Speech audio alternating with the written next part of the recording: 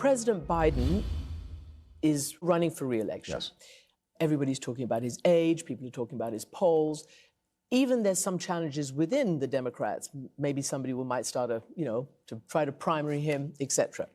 But what I would like to know is, many say that his policies and his legislatives and his wins, frankly, should speak for themselves. And yet, according to The Way to Win, it's a Democrat-leaning firm, only some 22% of Latino voters, 33% of black voters can actually identify something that they say he's done to specifically make their lives better. Right. What would you say to that? And how would you advise him to connect in a re-election? I think Joe Biden has done an extraordinary job leading the country through some very difficult times. I do not think that there's going to be any kind of serious primary challenge to Joe Biden. I think the Democratic Party is unified.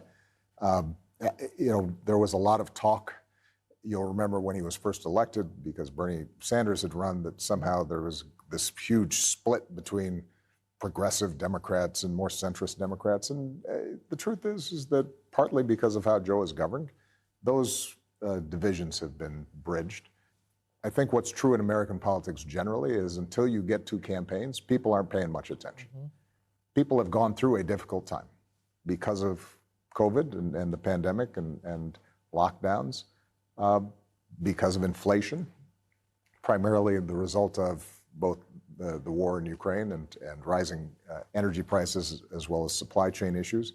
And so people have memories about eggs got more expensive and gas was more expensive. And they haven't been paying as much attention to the fact that, for example, the African-American unemployment rate is lower than it's been in decades.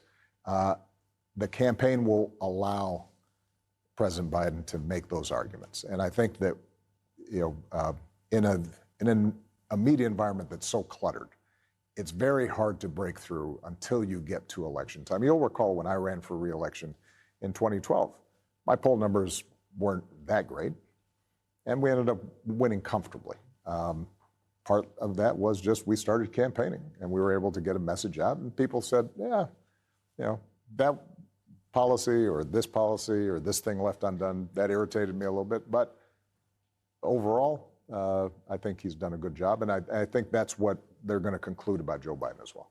When Russia started its illegal invasion, the second invasion of Ukraine, I believe you said that democracies, it's a clarion call, it's a wake-up call, democracies are getting flabby and feckless. Yes. Where does Ukraine, in your view, stand in the fight to preserve democracy?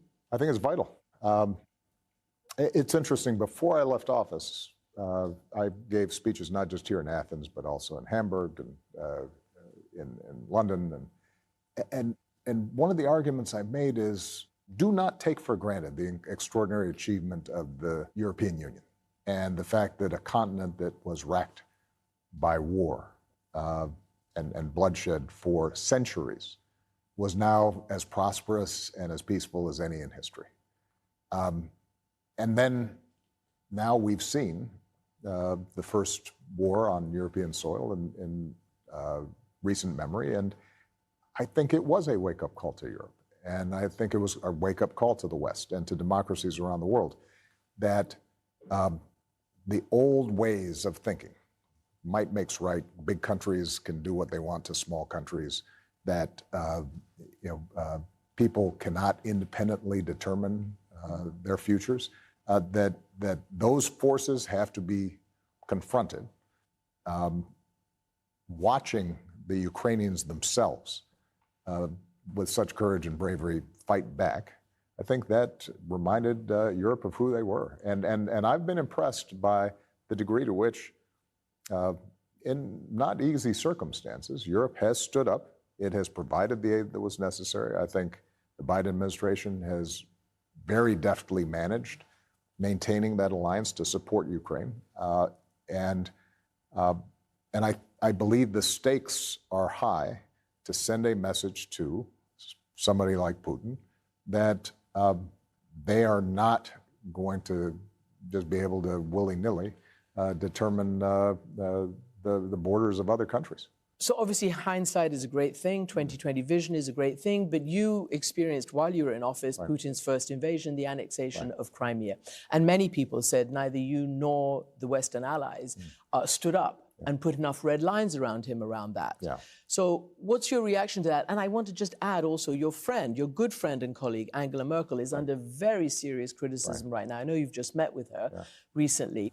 Should she have leveraged, Germany's economy, its energy on the addiction to cheap energy in Russia? Was that a mistake? Well, I think the Ukraine of that time is not the Ukraine that we're talking about today. There's a reason why there was not an armed invasion of Crimea, because Crimea was full of a lot of Russian speakers, and there was some sympathy to the view that Russia was representing its interests. The Rada at the time, the Ukrainian parliament itself, still had a number of Russian sympathizers, and the politics inside Ukraine were more complicated.